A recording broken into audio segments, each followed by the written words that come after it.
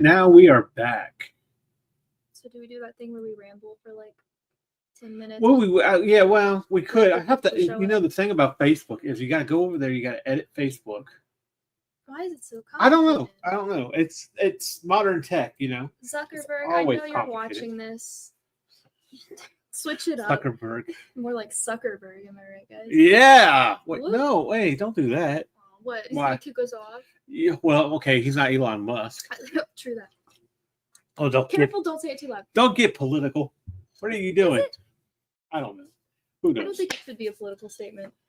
I think we can all agree, No, absolutely not. So I guess okay, so it's been a while. We need to go ahead and introduce ourselves. I guess so. As you can see, our avatars has completely changed, so we're totally different people. We're coming so yeah. We should have new names. I am now Neon Ballerina. No. No? No, I don't like that one. You don't like that one? I don't think it fits your theme. It just doesn't. Oh. Yeah. I kind of like that one through, did you? I'm telling you, we should do. Well, you're right. Let's face it. Truth be told, it's already Neon Ballerina. That's probably already taken by an indie comic book or a terrible tequila. Probably. So I guess I'll still stick to C. Michael Lanning, independent artist. I'm someone working new, with it. No. I'm someone. You think you're someone new. I'm someone. That's only because you're trying to be incognito. Yes. Yeah. I'm trying to backtrack all of. Hi, what's up? I'm here. I'm out of the egg, and I am doing my thing. What's your name? How would I know? I just hatched. I don't know anything. To be fair, I was already like that before. Yeah. Right.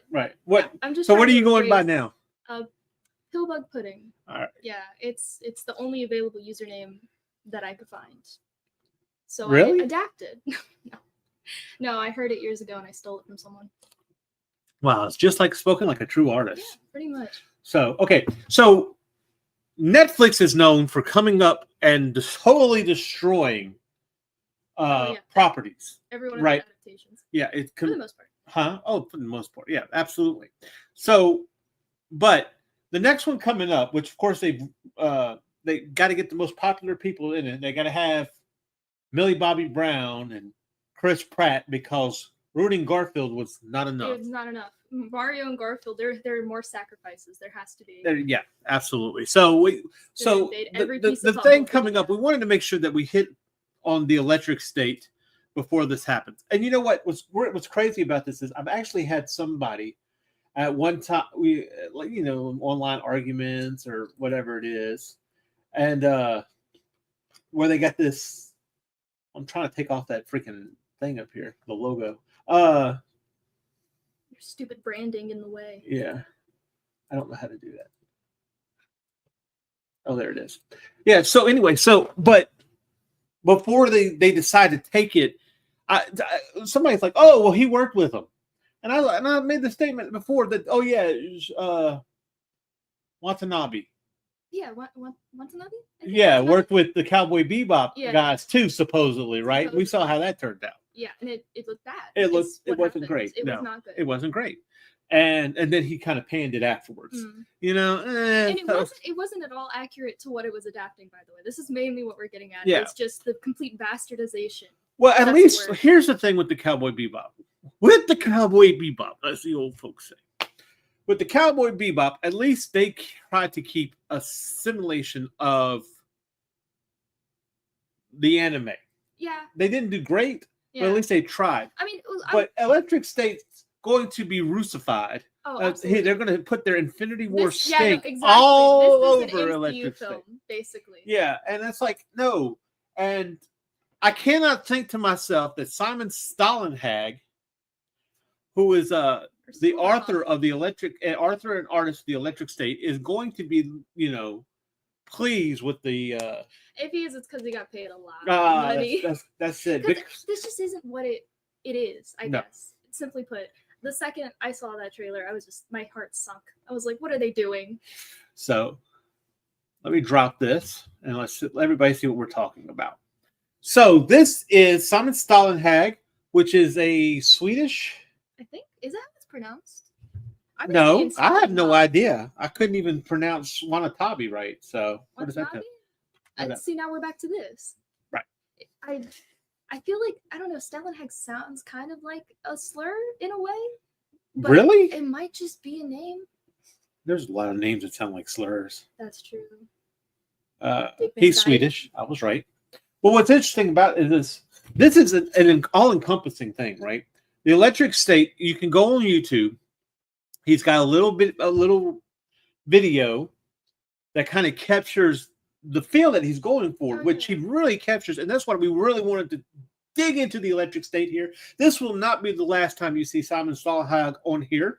He's also known for doing a book called Tales from the Loop, which Amazon, did. I haven't seen that, so you can't. I don't know about that. I haven't gotten the book. It probably looks really good, right? It looked. I'll put it to you this way: it looked more interesting than.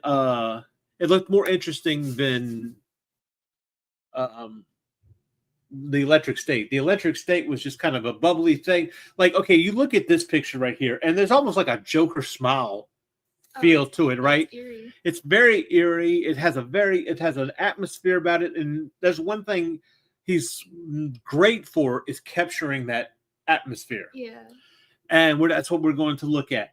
And the thing about this is, I love how this thing looks like it's very mechanical, but if you really dig into it, there's not as much details as you think there are. No, that was something I noticed is he's got these grand sweeping landscapes and stuff full of this mechanic imagery, but you look into it and there's actually less detail, more brush strokes that are obvious than anything. I think that's wonderful. The silhouette and everything is so obvious that you don't think to look that deep. It's just your brain tricks you into seeing so many details where there aren't really that many. And I invite you to go check out. Open up a different window because we don't want you to leave YouTube if you're watching us on YouTube. Please don't leave us. But hey, Sarah, how are you? Sarah says good evening. And yes, that giant thing is amazing, right up my alley. Wow! Wait till you see what the rest of this book. We're trying to steer away from any major spoilers in this book. What we're going to try to do is show you some of because what I want to do is whet your appetite. Right now, this is a hardback book, a masterpiece that is $20 on Amazon right now. If you like what you see, go do it. Go do it. Doing well, and you? Oh, I'm okay. Yeah, we're here. We're yeah.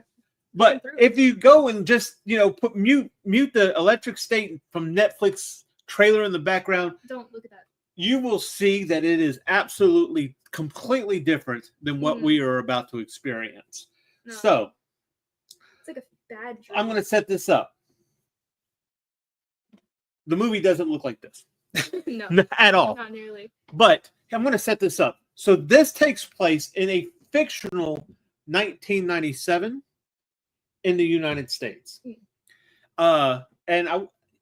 You can call it post-apocalyptic in the grounds that it's post-apocalyptic in the way that it's not the way the world is now, right? It's not like a cataclysmic event happened and half the world are dead or whatever, or not in that sense, Well, yeah. How much into the story are we going to go? Just the basics. Basics of synopsis. What we're following through and things like that about Michelle and what were the basics of the journey we want to hit on. I'm just trying to be safe because there's a lot about it that, again, story-wise, too, that Netflix I feel missed. But I'm not going to say anything. That's something for you to figure out. Hopefully this piques your interest. Yeah.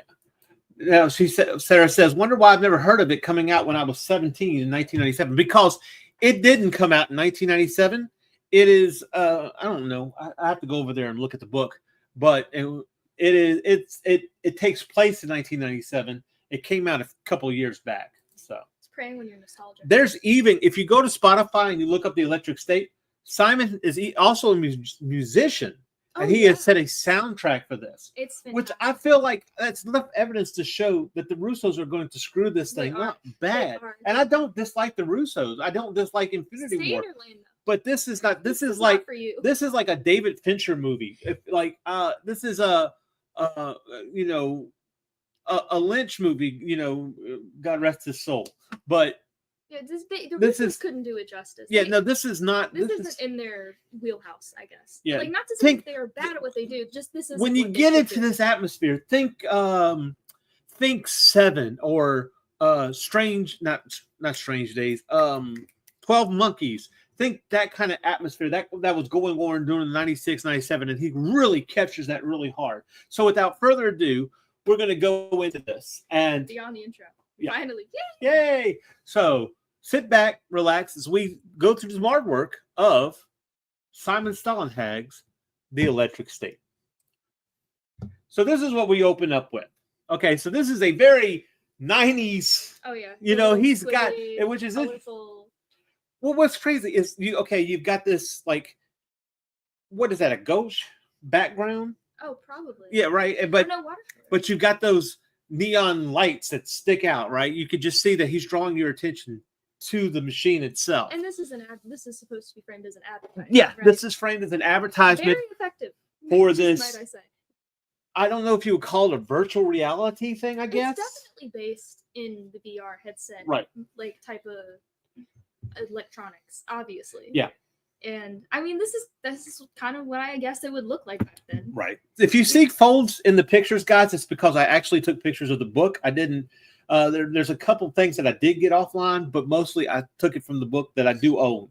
So I just kind of let you know. So if you see a fold, that's why we do own the book. So this thing right here is actually the beginning of all our troubles. Yeah. It's almost like this is pre-Matrix, but this is in its essence I can see a Matrix-esque moral in a way. Don't let the pretty colors fool you here. Yeah. No, the pretty colors are there to get you interested. Exactly. But you're about to find out, and again, this is like, just think 1990s, this is about to get, for those who were there, you know what I'm talking about. For those who don't, I'm sure you've seen Saved by the Bell. But point being what is, if neither of those things happened to me? What if I've never seen Saved by the Bell? But you know it. I'm vaguely aware of it. There you go. Okay. On we go. But you've read this book, so there we go. Yeah. All right. So what's interesting, the way that Stalenhag sets up this book is it's not a narrative in the sense that he's telling the story. He does a really fantastic job of woven in the story through illustrations, and I don't mean like a picture book. No. Don't think, it's written like it's a picture book. It's got no. What I love about it is that the visuals and story, like the writing, contributes equally. Right. He's very vague in the writing on what's going on, because you don't know what. But there are visual aspects that you can pick up on as you go, and I love that part of it. Right. It's so interactive. It pulls you in. I did not realize that he did a soundtrack to it until after the fact, and I wish I'd have known that. I read it to the soundtrack. Oh, did you? Yeah, I did. It's very like an industrial, creepy. It's very nice. Vibe. It's industrial. Sometimes it's fantastical and playful. It's like whatever the scene calls for. He executed it perfectly. This is not something. If there was a movie, it contributes to. In fact, he's even made a role-playing game. That's crazy. Of this, and I did not include any of the artwork for that. But he created a role-playing game. This is an immersive experience. This is a whole thing. It's not a Netflix movie. It's not a Netflix show. This is an immersive experience for people to enjoy. I think become a part of. I'm more impacted by the fact that there's a role-playing game than the fact that there's going to be a Netflix original movie. Like, one of those things sticks with me more. Right. Yeah. That's the thing. Let me get back over here. Going through some technical difficulties. Yeah. And the bad thing about it is I've got the same screen on two different monitors. So let's run through this real quick. Oh, I bet I love the soundtrack too. I'm so goth and creepy style kind of person. If the music doesn't match, it would throw the whole thing out. I promise you. It does. It does. It really does. The colors distract me more than capture my interest. And that's in its essence, that was purposely done by the artist. Like, that's 80s, 90s kind of thing. She's 19. It's okay. We'll forgive her. Hey. And not to sound demeaning or anything, that just threw me off of hearing about the shows I grew up on. Yeah. Well, how old are you? Yeah. Huh? Well, she's my age if she was 17 in 97. So that's saying something. Yeah. So okay. So let's get into it. So this is the opening here. This is what we're looking at. This is the thing that's going to cause the trouble that we're about to experience. This device is going to screw everything up. Right. Hey, here we go. So what we have is a protagonist named Michelle. And what we don't really know about Michelle, and I'm not even going to get into what Michelle's goal is. And the thing is, and we're not really privy to Michelle's goal until the very end. No, that's exactly. And again, I don't want to talk about it, but this little robot is continually following her, doesn't talk or whatever. But I think what's interesting is this is one of the first pages that open up. I didn't include the one with where they got the canoe. That makes sense. Yeah, I want to make sure, Yeah. But leave us little up. This is what we're open with. And we've got this narrative, right? That something's going on, but we're not really told what it is. Yeah, pretty much. So we're being invited into this experience. But the man's use of fog. Oh yeah, I noticed that. You can feel the depth in this. I think it's honestly it's so, I don't know, it brings you even further into it. And it's also like kind of fantastic from an art perspective. Like, yeah, because it gives you immediately visual depth. Right. You don't have to worry about drawing every detail in the background. You can just throw some fog over it. Right. We know that there's bushes back there. Yeah, exactly. You can make out the outline, but you don't have to actually draw all that, which I think is wonderful. It's very interesting to me because, well, it has a realistic tone to it, but it's not realistically done in a sense. That's true. Like, look at these bushes down here, for example. These are not hyper realistic bushes. Again, you can see brush strokes. These flowers or whatever, these individual little dots, there's no detail on them other than some tapping. That's it. But from afar, it makes this whole image. Again, your brain just fills in the gaps. It's very effective and used throughout pretty much the whole book. And right. There are a few really detailed spots, but more than anything, it's a landscape with just scattered with things. Right. To let you know, Sarah, this is going to be the consistency. That is the opening page to just kind of let you see. You'll see how it fits into the narrative coming along as we go along. So this is setting up when it's a desolation. We see her walking with a gun. So obviously things are not safe if you're walking around with a gun that far, you know. Sure. We got the little robot carrying the boat. He stands out a little bit. Why they need the boat? That's a good question. Because I don't see any water. So with this, so we're looking at a visual storytelling here, right here at the first page before we get into it. So this is fantastic. I thought this was a real image the first time I saw it. Now you talk about hyperrealization. It almost looks hyper realistic. It almost does, but then again, you look closer and look at this here. Yeah. It's kind of like a really low quality photo. I think he's concentrating on the details just so it could get your attention. That's true. But it's always interesting is the texturing that's done in the street. Yeah. And see, and here now we have that bright color, this bright color that is contrasting with the real world. So this is obviously an advertisement of some sort or whatever it was used for. And so we're getting these echoes of what the world was like before this desolation, or, it might still be that way. We're going to find out, aren't we? And so you just have this lonely road, this car, and this is, I'm not including the full images on these, but yeah, it's honestly, it's breathtaking. I do love the detail on this little smiley guy. Right. Like I said, I thought it was a photograph the first time I saw it. Just like the seams, the stitching on the inflatable, it's incredible. How many people even think of that? Well, what's interesting about it is, and look, you got to fold across the eye. Yeah. And it's just, but it's not really incredibly detailed. It's just a placement of shadows in that spot. It's a really good concept of forms, I think. Like it shows you how far understanding forms can go. Right. Absolutely. Yeah, true that. I always loved it. And then here we go.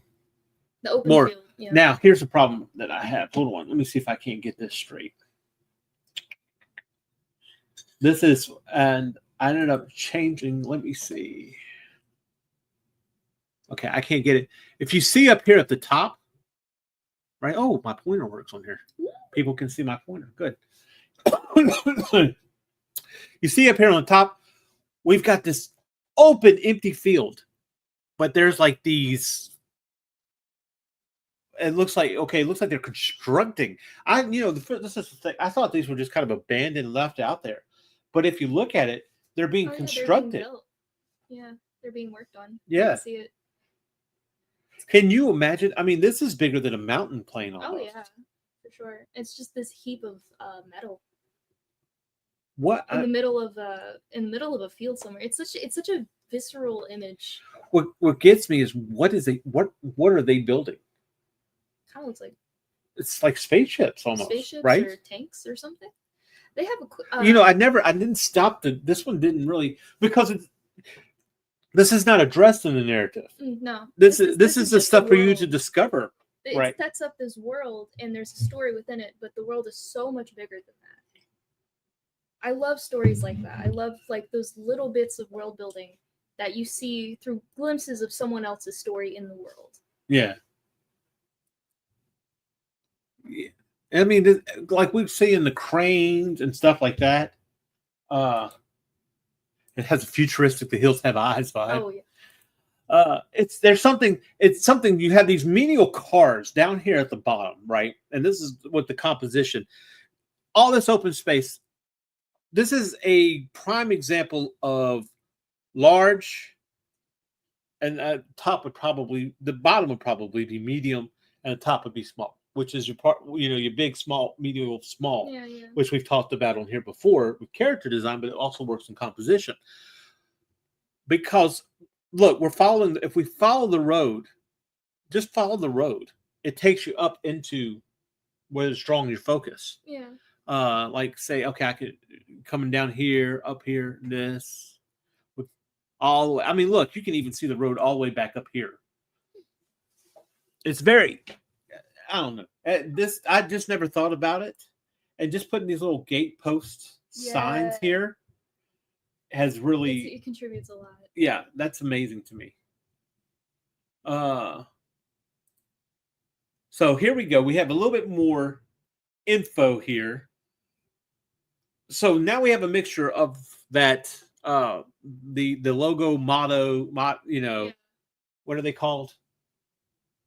Mascots. I was thinking, it took me a second. This is we can see this is a U.S. Air Force with this little rubber hose cartoon character. Yeah, with this rubber hose cartoon character with the guns coming out of his mouth, right? Yeah.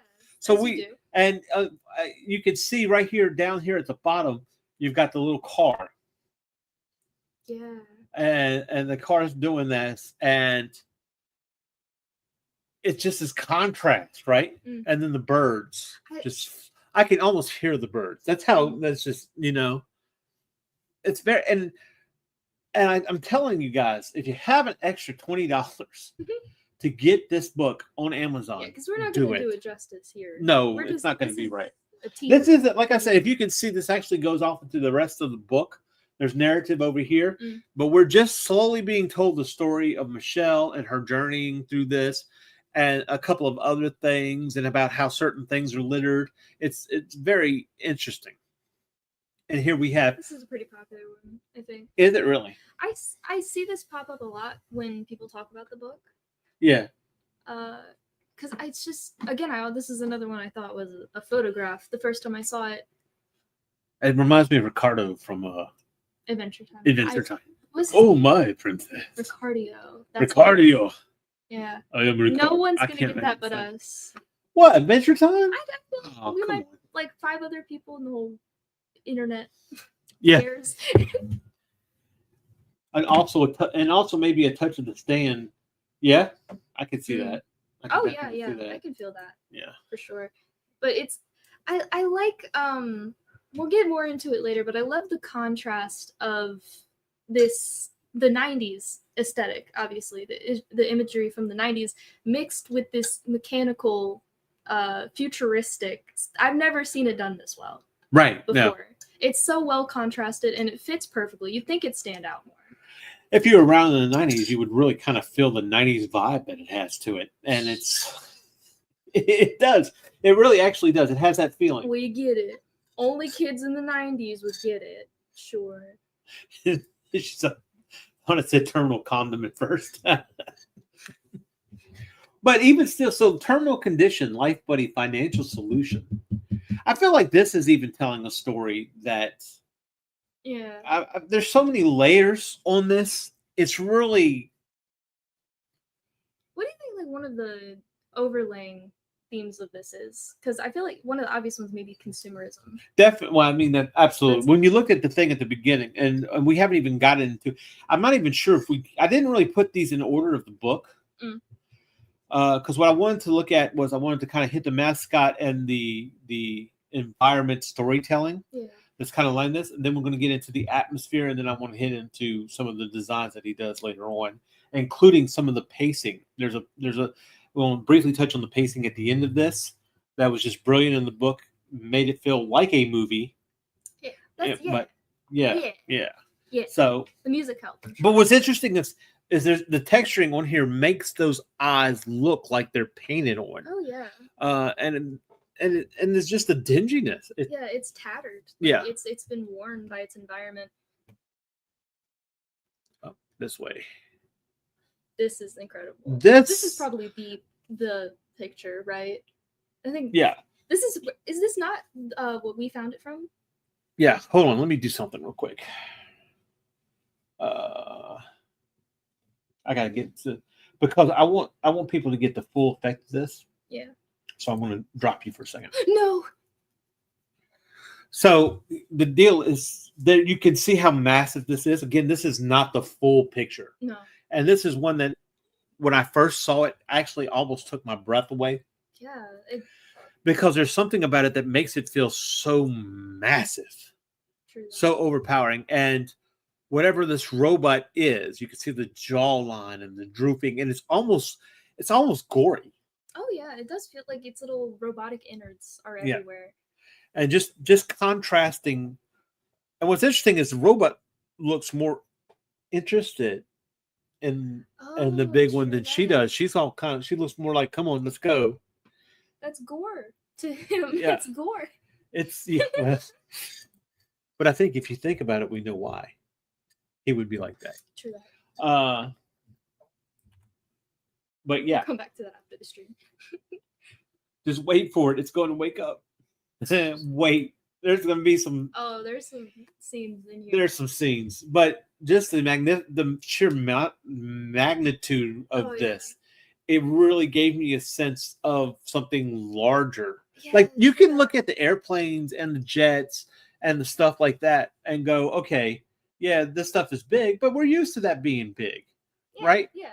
But this is something we haven't seen before, right? This isn't something that really exists in our world. No, and I think that's what it's humanoid. Yeah, that helps. So so it gives this massive it lurches over them. Like right, yeah. It's hunched over and it's this big. It's sitting and hunched over and it's still this huge compared to them. And then he places this dark thing up against a light background. Yes, it's fantastic contrast. Yeah. Let's be honest. Like it immediately draws your attention to it. And they're in the darkness. It's called crap. Oh god. But yeah, it's if you get a chance, take a look at the real picture. The full thing. Now, here's one of those contrasts I was talking about. Because this is one of the things they're trying to get into understanding. Now I want to talk about the atmosphere, the environment, right? So, we still had that throughout this, but I felt like those were telling a story. This is now placing us in a place. Yeah. This is now setting us in the setting. Okay. This looks like this could have been an advertisement. I have no idea what the hell this thing is on. I think a water tower? That's what I kind of thought it was. I don't think it's a water tower because there's too much. Look, you see the lights? There's lights in the middle over here. Plus, I think it's a big power generator, right?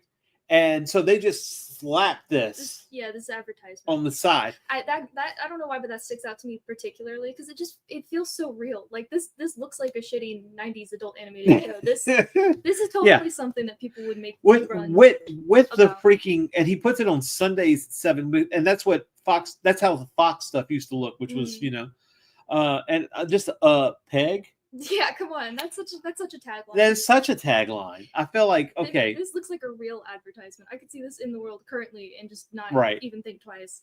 Except, ew, that looks gross. Yeah. And then I'd move on. Okay, so this is what I think this is. That Everstream that's at the bottom right there is not the name of the network. That's the name of the thing. Probably. The Everstream has got to be what's generating the power to... Yeah, most likely. I think so. Yeah. Because we get a real horrific... Early on, we get a horrific encounter with Michelle's... someone in Michelle's life who's using this machine. And it does things to people. Oh, yeah. Which we'll get into a little bit, but it does things to people that is really, really scary and kind of disgusting. Oh, definitely disgusting. If you weren't expecting something akin to body horror when getting into this, you should maybe. Oh, I put one scene in here. Oh, did you? Oh, I did. Yay. I think you know which one. I can't wait.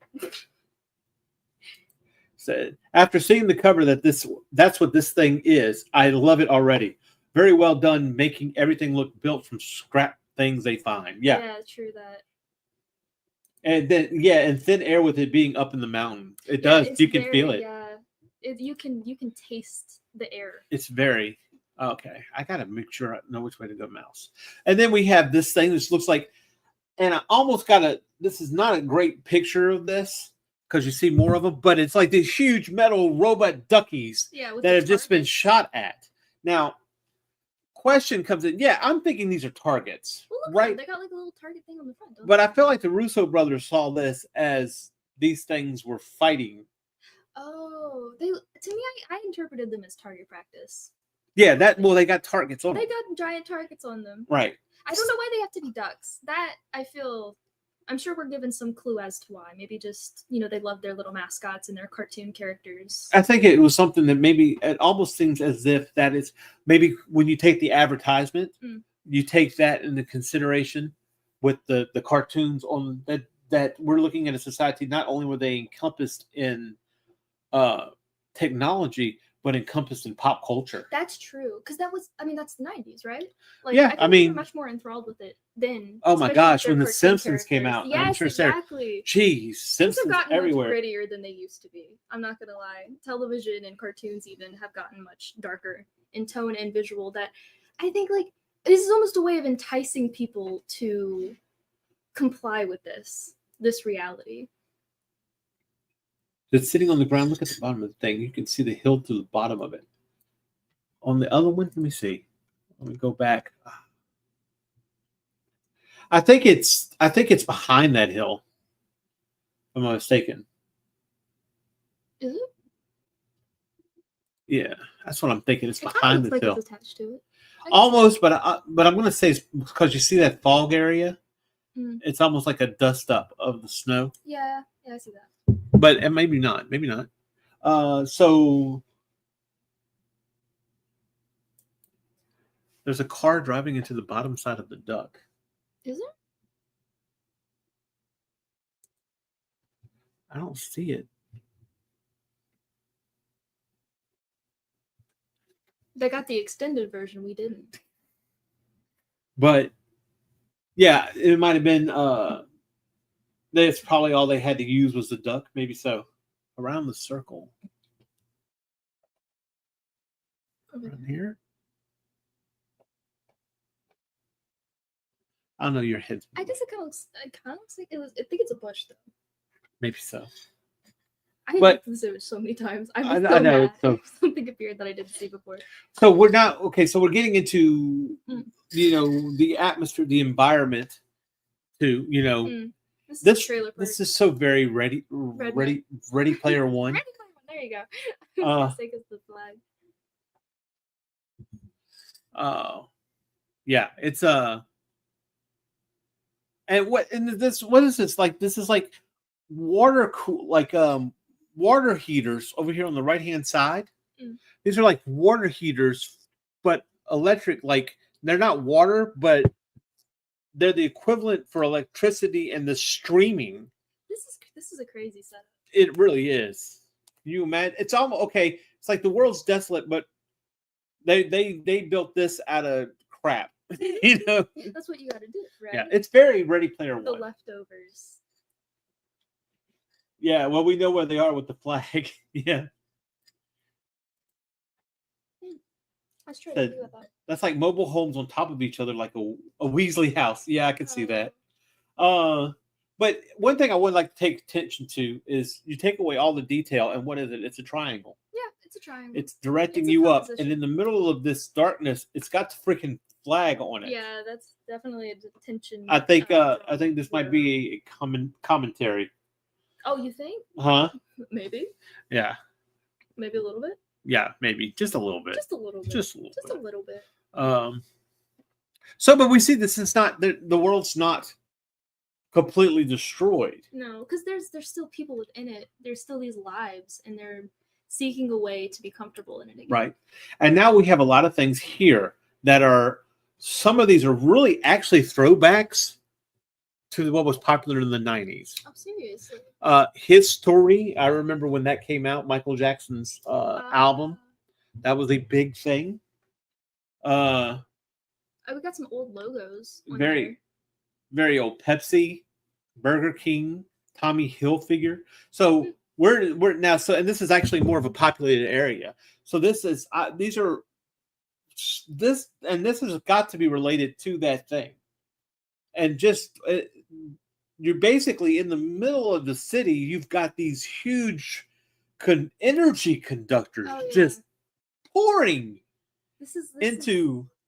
And what's interesting is we're following Michelle, but we're also following somebody else following Michelle. Oh, have we talked about that one? No, we haven't talked about him yet. Okay, but he is kind of the contrary to her. She's more of a naturalist. And he's more focused into that, right? True. So, yeah. And now I love this. And this is one of the things about the atmosphere. Again, we have the little small water particles. Again, he captures this massiveness on it. And it's just this. And what gets me is the fact that this is a painting. I know. And it's faded, right? He added that fog to it.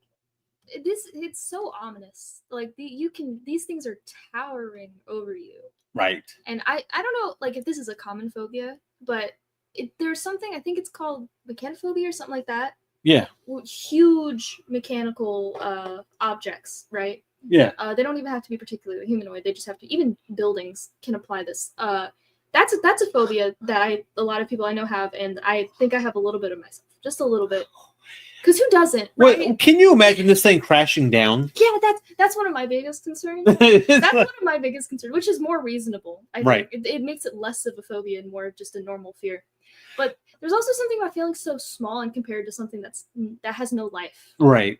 It's soulless and it's so much bigger than you. But this is humming with energy. This is humming with energy. Scary. And when you consider what we're about to get into, that and again, I didn't even touch on a lot of it, but there's something going on in this world too, that this is dangerous. This is very dangerous. And here we go. This is. So I don't know if this is the guy. We can see the Sentry. This is it's like a phone. This is how controlled they are by these things. Is this a charging port? Did I just get that together? I don't know. Is this a charging port? Or is this? I thought this was a phone booth at first. I'm thinking that's what I'm thinking it's like. You think he's connecting? I think he's connecting to the Everstream. Yeah. He's connecting to it. Either that's where he's getting his orders and he's communicating with somebody, or he's so addicted to it that they have these like phone booths off to the side. And that's what great. He does it. And this you could just empty. Oh my gosh, the scene, right? It's an empty parking lot. It's just it's so you eerie. Feel it. It's so eerie. With his jaw hanging open like that, just completely enthralled with whatever's going on in that machine. It's not a gas mask. This is the very thing that we saw at the very beginning that was an advertisement. This is like the VR thing. This is some kind of VR headset type of deal. Yeah, so he's getting... There's visuals in there. He's jacked in, man. He's jacked in. Is that a thing? You jack into the... Yeah, it's probably from that stupid movie Hackers. Oh, I'm glad I never watched it. This is killer to me. I feel like this is scarier than the actual like just seeing it, right? The rain droplets and everything is just. Look at the way it's blurred. Because I feel like you could see this. This is what you would see. Yeah, this is. I think this is a perspective from the car window, right? Yeah, I'm assuming. Yeah, The droplets are incredible. The amount of detail in this book, I'm not even kidding. Cool. The mist on the lens. Yeah. Yes. Absolutely. It enhances the glow of it. Right. Makes it so much with that scarier. fractal light. Yes. Yeah, it's amazing to me. And then you just have the streaks. That streak lets you know. And this is what tell which direction the rain's coming right. from. This lets you know the importance of your art of your storytelling. Yeah. Just that little thing lets you know so much about what's going on in this scene. And here we go. Another one. This is later on in the book. Again, now he's looking down.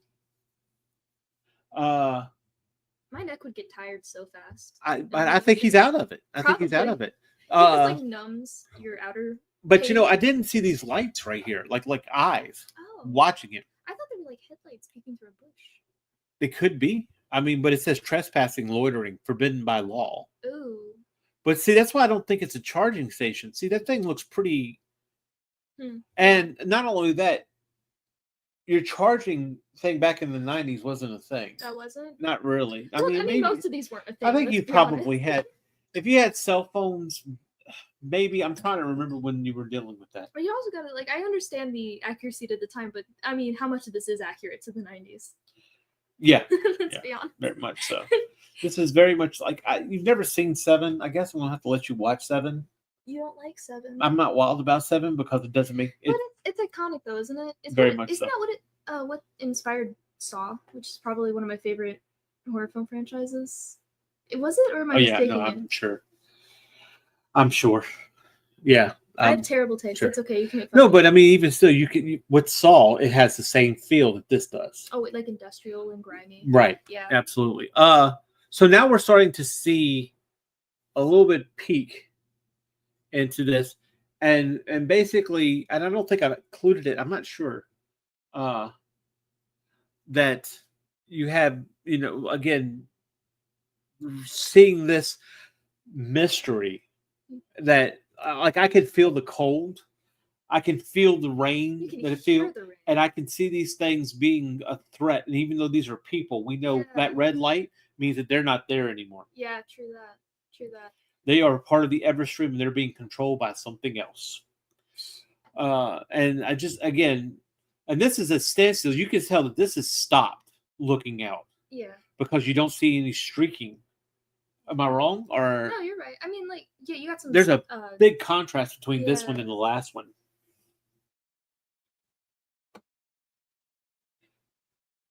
Let's see. This one. And here we go. Now, so we're going to get into more of the creature design, but I thought this was a good,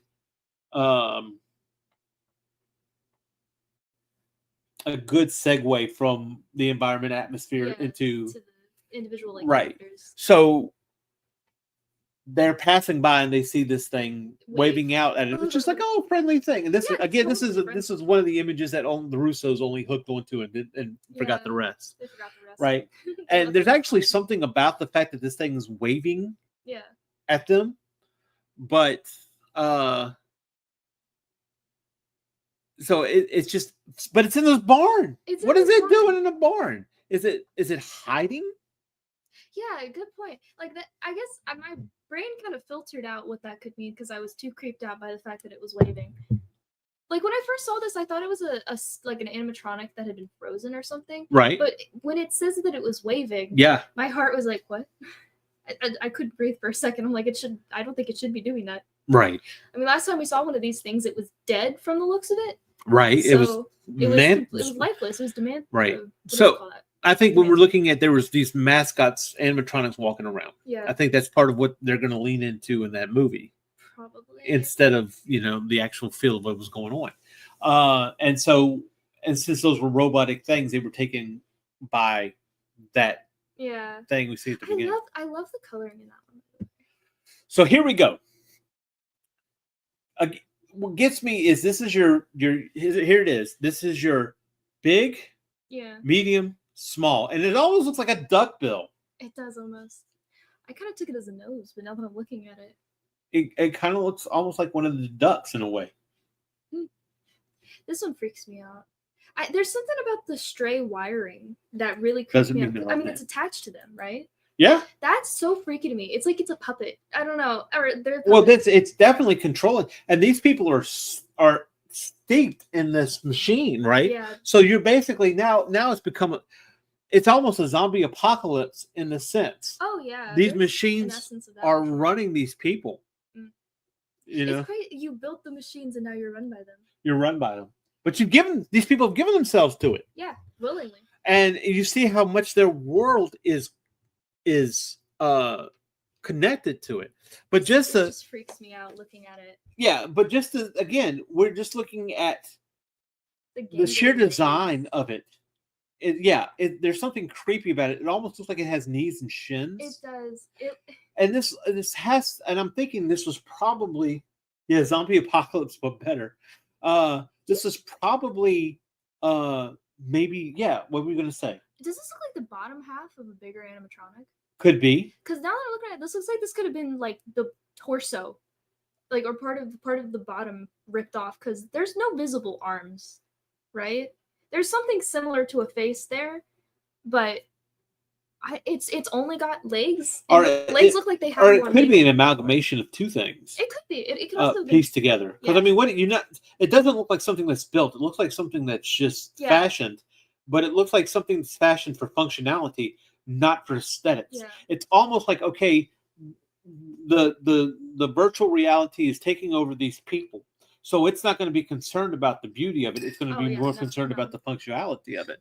And I think that included into the design of it is brilliant. I guess just another thing created with scraps. Right. Keep doing it. Now, I like this. Now, they look like gorillas. California Republic. Oh, I didn't notice that. Yeah. So I knew it was a flag. I just couldn't tell which. This thing is not controlled by. I do not think this thing is controlled by the machines. I think this is controlled by a government. Oh, you think so? Yeah, and I'll tell you why. Besides the fact that you don't have any of the little guys running around the bottom, people down at the bottom. You have the flag. Somebody's living up there. Oh, drone, sweet drone. Yeah, and these aren't functional anymore. No, they're stuck like that, right? Right, they've got to be, and I'll tell you why. Look at the ladders. True. Someone's getting. So this is the echo of a war. That's almost lost. Yeah. You know, and there is absolutely no way that they could have been affected. Yeah, there's steam coming out of the pipe. There's steam. Look at the fire. It's like a little chimney. Yeah, true that. And there's clothes. That I kind of looked at. Oh, I didn't notice the clothes. Yeah, there's a clothesline. I see. This. I gotta go back and reread it. Yeah. So it would be so worth it. That's just a little bitty things. Now I love the fact that this thing still feels like it's part of the scene, but it doesn't have the detail in it that the other one does. Yeah. Wait. Okay. Am I crazy? Or are these shaped like apes? A government created by some screwed up survivalists, perhaps, said this is genius. Huh? Do these look like gorillas? Yeah. These look like primates. Am I crazy? No, that's exactly what it looks like when I saw them. Right. They have that's exactly what it's based off of. That's awesome. And I think that plays into again the mascot. Golly, I keep wanting to say the mascot. Yeah. I mean, the same with the ducks, right? Right. It plays into the mascot mentality of these people. And I kind of wonder. So what happened with California? Why is California this one flag on it? You know what I'm saying? Did it secede from the rest of the state? What's going on? What's going on now? And I think this here plays into the album. I'm just remembering this scene. I'm just remembering the scene. You would have never suspected the turns this book takes. Absolutely. I don't want to say too much. What's going on in that van is despicable, and I don't want to talk about it. Right, but you see that sometimes these people are not exactly upset by what's going on. But these look like fingers. Look at the fingers coming out. That. Yeah, it looked like it was part of a huge hand at one point. But again, we're looking at the long The tentacles. Yeah. I'm gonna throw up. Yeah, don't look at me like that. Don't look at me like we're remembering good times. It's crazy. Again, the contrast with the mascot and this amalgamation the of cords are great. Wires and cords and it's so freaky. Yeah, this is their norm. It is now. Oh, for sure. Well, they don't. Though these things are, these things are an extension of the machine. Yeah, they're not. pretty much. They're no longer They're machine. Not, Yeah. The love the tentacle. Finger. You'd have no idea how close you're right about. I love the tentacle wiring. It's amazing. Oh yeah, it's amazing. Yeah. I'm sure whoever's in that van agrees. Yeah. Oh wow! You just let that out, didn't you? I'm trying not to. Okay, so we're coming to the last part of this, and then we're gonna close up. But I wanted to go down this because, and I'm trying to give away too much, but there's a sequence here that he does in the books that I think is going to illustrate. I'm going to show the whole sequence. Hell yeah! I love that sequence. But that sequence, only those I'm not three. gonna say anything. There's more later on. I love this book. Yeah, I know it's amazing. Sorry, We'd almost have to do a spoiler version of this book. Because there's just so much commentary and connection. It's beautiful. Right. So this guy's walking across a field and he sees something lifting up. Obviously, it's been there for a long time. That motion blur. Yeah, right. And then here we go. What? Oh, this thing is standing up. Yeah. What? Can you imagine that thing just came out of the freaking ground where you're at? Look, there's grass up here. Yeah, grass there. It's been sitting for a long time. It's been sitting there for a long time. Now all of a sudden it's just come to life. And now that sequence got me. And it's just I love this. Look at how the wiring almost looks like and there's no words on this. It's just boom, boom, boom. It's a comic. Yeah, absolutely. Now this is put out by Skybound, which is also Robert Kirkman's comic book, who was the creator of Walking Dead. And cool. I know where we're at now. I was like, those are names. So it does have a comic book feel in that sense because of that. Well, not because of that, but so that's not surprising that. But yeah. I just love the motion in it. And it has teeth. The fact that it has teeth. Yeah, it's the little bits of human in there that really get me. And the wiring looks like hair in this frame. It's I don't know, it just looks like a decrepit person. Yes, Gorgeous totally predicted this with the wait for it earlier. Knew it was going to wake up, so to speak. Yeah. So in that, I think that is that emotion. That's crazy. Yeah. So that's about it. I'm telling you guys, what I would do is there's two things that you need to check out. One, you need to get this book while it's on sale. It is a hardcore. It's a hardcore book. It is a hardcore book, not hardcore porn, but it's a hardcore book.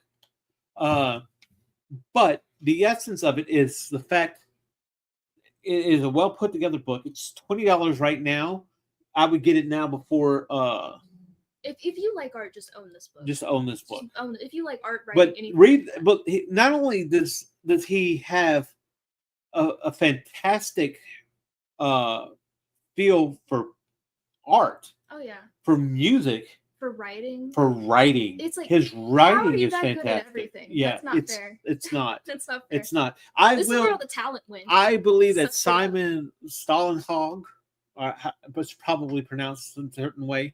Hey, if he wants to correct us, he can come on the show anytime. If he's not, he's borderline genius. Oh, for sure.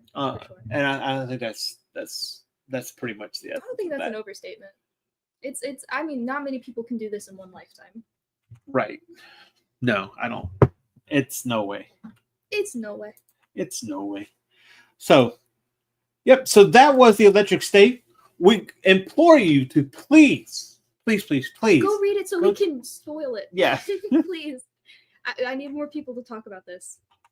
Yeah, absolutely. And especially before the Netflix version drops, because I know for a fact there are going to be people praising Netflix for putting out something so daring and fun.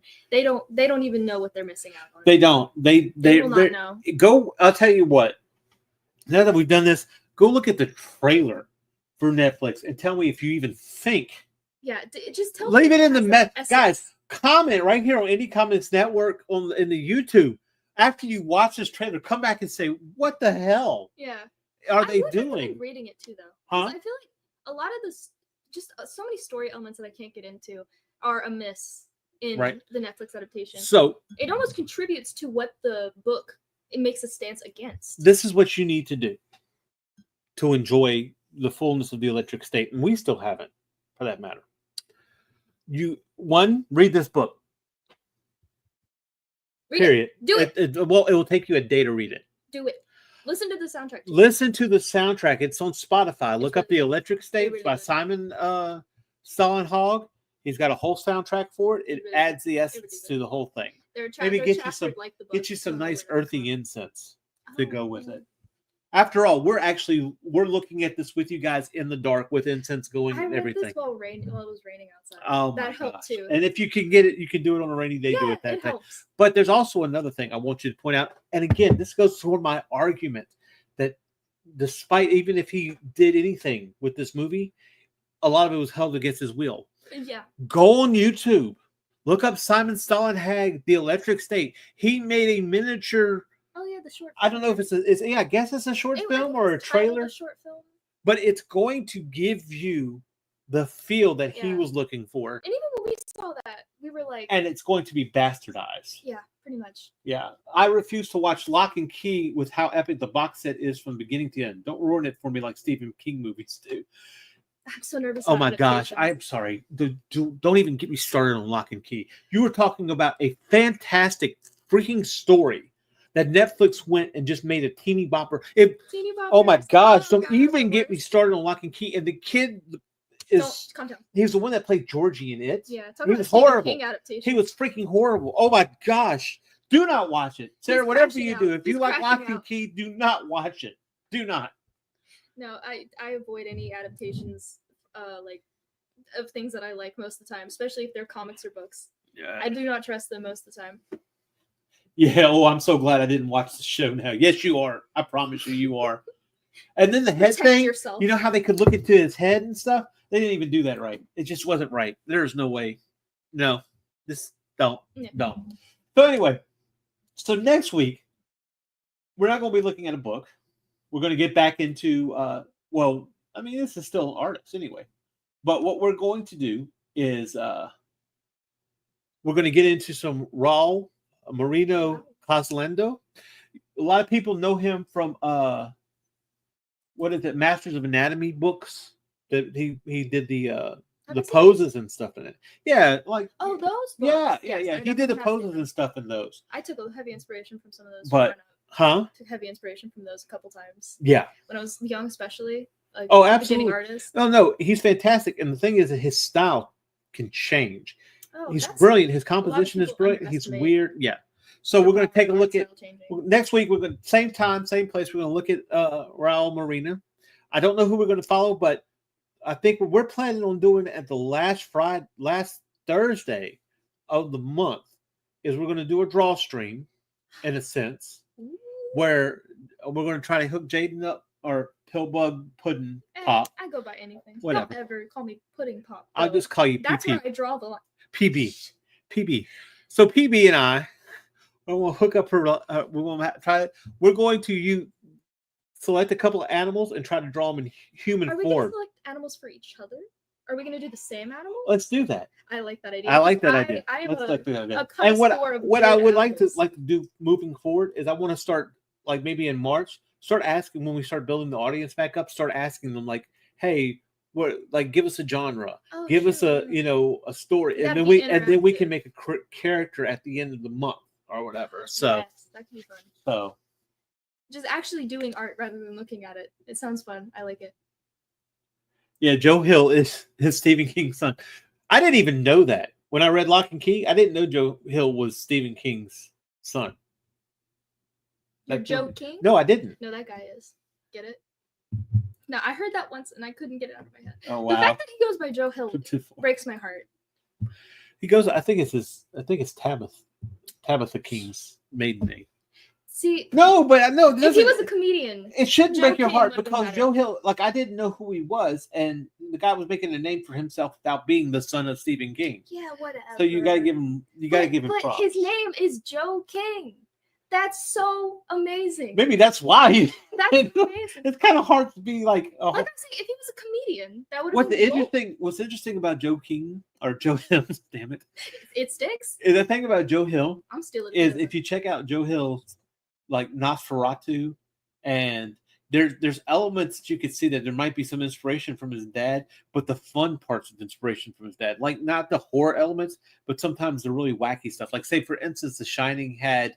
The little kid and his finger. I can't remember his name. I did not read the book, so don't hold that against me.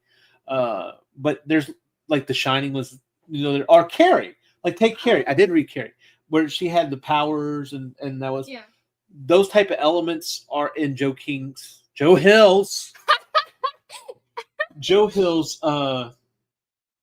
writing style. I think he did Black Phone, which I've only seen the movie adaptation of. Right. I don't think I read the short story. I tried to when we had the book, but Nosferatu is really interesting because he's basically they have I can't remember they're razors, I think they're called, and they're like items that are related to them that I don't know if he gives them their power or they're just connected to it. Weird. He has a car. Oh. And he picks up children, he takes them to Christmas Town, and it's like this place in the middle of nowhere, right? And the car is his razor. But there's another girl that's involved, kind of the protagonist, and she has a bike, and it's her razor. I think I might be wrong with what that's called, and like she can travel. Okay. And then there's another one. She's psychic. She can tell the future, and she has a Scrabble bag. Okay. That she reaches into. This is a lot of stuff. It is. It's actually that's what I'm saying. Silly, though. What's the genre of this? It is considered horror. That's crazy to me. Like, I feel like people don't have fun with horror. Look at Lock and Key. Lock and Key, you had several keys, and every key did something different. Oh, yeah. I've heard the... Yeah, like opening up your head. Mm. Like, girl takes out her freaking fear out of her head. People don't have fun with horror anymore. Yeah, it's got to be grounded, and that's lame. He did I like Joe Hill. If I had to pick Joe Hill over Stephen King, which I do like Stephen King, he is really a fantastic writer. I have to. You got to go with Joe King. Okay. Anyway, Pillbug, tell them where to find you. You can find me on Twitter. Yes, I'm calling it that. And Instagram. I don't post very often, but I got stuff in the works. When I drop in a bunch. So you want to be there. However. Also, Pillbug Pudding on everything. Yeah. Same username. Check her out. She's got a lot of fan art. Just mostly fan art right now. But of course, some of the stuff that she's doing for Daphne and everything like that. Of course, too. Yeah, I've got commissions. And that's it. I don't have anything original. Look at him. He can't mistake who his father is. That is true. He looks like a younger version of his father. You have to read it if you haven't. A page turner from beginning to end. Nosferatu. Yeah, there's even a comic later on to it as well. I might have to. I might pick that up. So anyway, for me, check out landingart.com. I'm dropping blogs over there. I plan on dropping a blog tomorrow about an Invader Zim character that Hot Topic should have cashed in on. Yeah. Yeah. I've heard about this. Yeah. Why is it always Gur? Why is it always Gur? But see, why it's not just Gur. It's always Gur in disguise. Yeah, it's always Dog Gur, which is, by the way, I'm sorry, normal Gur is much cuter. Yeah. I don't care what anyone says. Plus, I'm also working on something else that I'm hoping to start getting out later on this year. Don't worry, guys. It's going to be free. Ooh. So I want you to check that out. Well, it's going to be free now. Yeah. Yeah. Free at just first. Enough to get you but that's how you do it. Yeah. Look, that's you got to give it out because I can't ask you to pay for something that you don't know what you're getting. Free, as they say. That's the thing that they say. That's it. So Hot Topic is what us goths called, not gothics. It's probably the 90s. Oh my gosh. When I drop the blog, keep it tight. I'll post it on my Facebook. If we're not Facebook friends, do not follow me on Facebook. Follow me on Facebook. I'm going to drop it on Facebook. Check it out. I got loading up stuff to Instagram with the character designs and everything else like that. Check it out. Go to landingart.com. Subscribe to the blog. I might talk about art, but I'm just going to bullshit. We're two sides the same coin because you're putting out like mostly original and I'm putting out nothing but fan art these days. Like you got to follow us both for the whole experience. That's it. The whole experience. Just like you've got to go to Spotify. You get the Electric State soundtrack. Listen to it. get the Electric State on Amazon and consumerism. And if you can get your hands on the role-playing game, try that out too, because I will if I can ever get a hand of it. If not, check out the artwork for that, because there is some more fantastic art there. This is only a smidgen of the stuff that is in this book. I have not even included everything, including the twist at the end of this book that the other movie's probably going to ruin. So don't watch the movie. Get the book. Anyway. Read, damn it. So until next time, see you guys.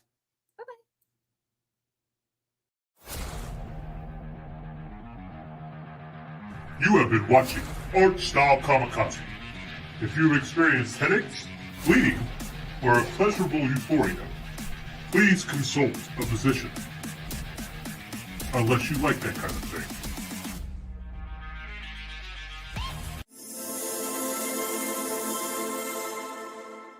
Wow.